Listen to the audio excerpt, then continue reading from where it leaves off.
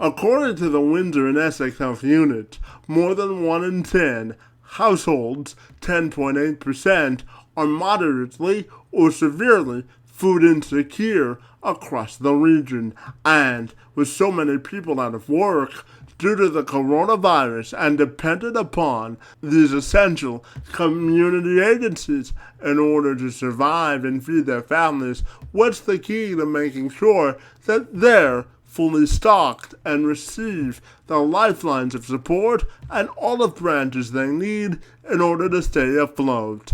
June Muir is the Chief Executive Officer of the Unemployment Health Center, Windsor.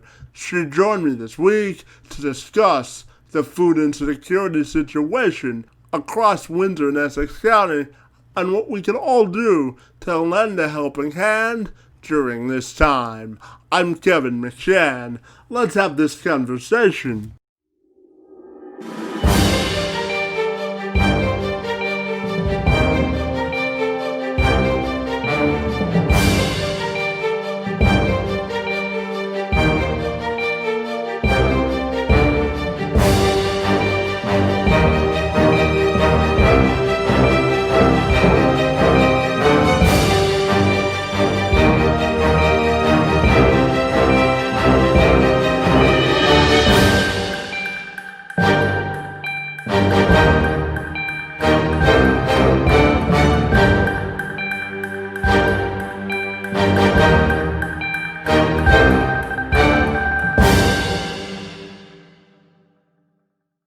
I began by asking Muir just how severe our food insecurity problem is here in Windsor and Essex County, and she says that it's imperative that we all take a collaborative approach to addressing the issue to ensure that no one in our community goes hungry.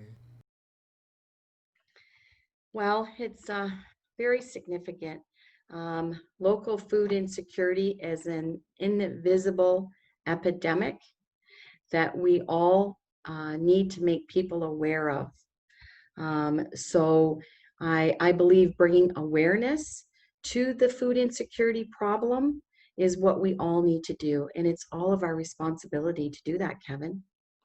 And can you tell me events like the June 27th miracle where the community donated over 2 million pounds of food? How much does that help sort of bridge the gap in this COVID environment? And how encouraged were you with the results of the events?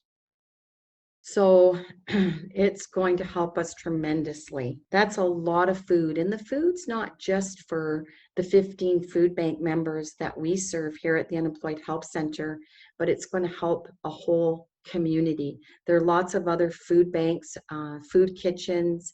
So 2 million pounds of food is going to go a long way. They had announced 28,000 families would be helped with this food. So for us, it means a lot because we're not able to conduct our fundraisers this year, as you know, because of COVID, and people are donating, but having this food ensures that we're going to have food for families for a year. We have seen the Windsor-Essex Food Bank Association has seen a 12% increase since March 16th, since the pandemic started up until July 3rd. So it's been 12%. And if that increase and that trend continues, we're going to need a lot of food. And in terms of serving low-income families and families that may be on the poverty line, have you seen an increase in those types of families that you're servicing, particularly now with school out and the food assistance programs not being available to them? Absolutely, Kevin. So the Windsor-Essex Food Bank Association has served, like I said, since March 16th to July 3rd, a 12% increase since last year at this time, which is quite a significant increase. And a lot of those are families. And We know that school's not in and children are not getting the lunch, they're not getting the lunches that they normally would get at school. So we really want our families to feel comfortable and know that we're here for these young families with children. And we've opened up food hubs, drive-through food hubs. You can also walk up if you don't have a car. I'm not sure, Kevin, if you heard about our drive-through hubs, our drive-up hubs. Hmm. So in other words, families that normally don't access a food bank, that don't really want to go to a food bank at this time, can just, access a food hub, which makes it a lot more comfortable for them because we know that there are a lot of families once COVID hit that weren't able to work. We don't have a lot of jobs in Windsor where people can stay home and work. So a lot of their, their wage has been cut in half. So a lot of hospitality, the hospitality industry was hit hard too. We have many single moms that maybe, were relying on their tips if they were a waitress and they can no longer rely on that. So their income has been severely hit. We also know that there were children that went to school that relied on these programs. So we're ensuring that all families can access a hub and know that they're going to get nutritional food for their kids. We have a program called After the Bell. Each and every summer, we get child-friendly food packs from Food Banks Canada for children that might not have access to food during the summer months. So we've got this program, and we're still getting the packs, and we're still getting them out to the children in need. So we're still trying to help those families, and any family that's out there that needs support, we want them to call us. We've got gift certificates. We got the healthy nutritional food packs for families, boxes, I should say, from Victorian Order of Nurses. They actually made up food boxes that were just so healthy that we gave out to families, and we're here for those families, and we want them to know that. According to Statistics Canada and CTV News, the unemployment rate in Windsor is the highest among major cities in Canada, standing at 16.7%, and Muir says the unemployment rate and food insecurity remain closely interconnected in our region.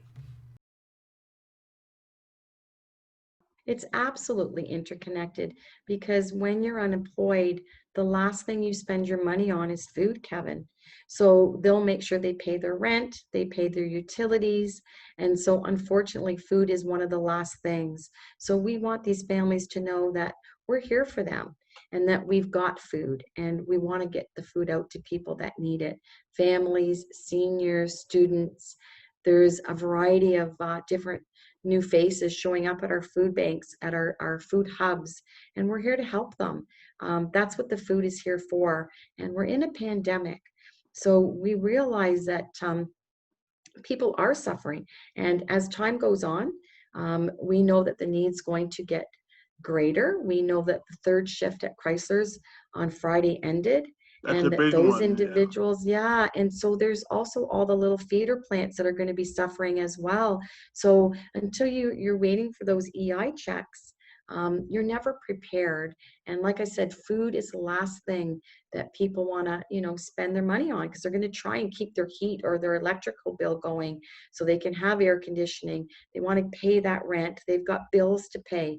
So if we can help by providing a basic need such as food, which we're all entitled to, we all deserve to sit down and eat a good meal, a good healthy meal. That's what we're here to do. And it really does help and lessen the burden for families that need the food, as well as how do you concentrate on on finding a new job or finding a new career or going back to school if you don't have food to eat or food to feed your family. So if we can help and lessen that burden and help those individuals, um, that's why we're here, and we really want to get that message out to families and individuals. And in terms of helping people find work, I know that you do extensive extensive work in that area as well. So I'm wondering what sort of challenges are arising because of the pandemic in terms of Mhm, searching and helping mhm. people find secure employment. So if people want to work, there are jobs and they can call us at 519-944-4900. We're here to help them. We do have a lot of job opportunities posted, but the challenges right now are there are a lot of families that live with people that are compromised. So during COVID, they're not able to work or they don't want to work because they don't want to, bring something home to one of their family members. But at the same time, there are others that need to work and maybe feel there are no job opportunities out there, but there are. And we're here to help them. We're here to guide them. But the biggest challenge for some employers are to find people to fill the jobs at this time because there's a lot of their staff that might be home because they have childcare issues. So they need to replace these individuals for the time being. And then there's, people that just can't work because of children or elderly parents, or maybe they're looking after somebody with COVID. So there's a lot of different reasons why people can't work. And there's a lot of different reasons why employers can't find employees at this time. But no matter what, we're here to help. So if you have any questions, never hesitate to reach out to us. And we have 26 programs and services. So if people are at home and they want to take advantage of some of our programs that they can do online, participate in something online, give us a call and we're there to help you and direct you and get you through this very difficult time.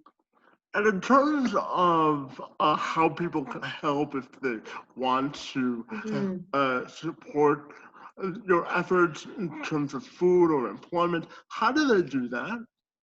So anybody can call us and let us know if they want to donate food, donate their time. Just give us a call. Many people in the community, as you saw from June 27th, Miracle Day, really people right now just want to know how can I help? And they really want to get involved with their community. And I think that was really proven. And it was amazing to see the turnout and the generosity of the community. And the organizers that put June 27th Miracle Day together were just awesome. They didn't know one another and they came together and they got this day happening and they, connected and people donated over 2 million pounds of food. So you can go on their website if you want to volunteer and sort food at the WFCU Center. There is a little form that you fill out. So if people want to help that way, they can. Anything anybody wants to do is, I would suggest just reach out. There's a lot of not-for-profit organizations out there that would just love the help, I'm sure. But, if you want to help sort food, please go on the Miracle 27th website and it'll give you directions on how you can help sort food. And then my final question for you is, what would be your message to people out there who may be struggling through this time?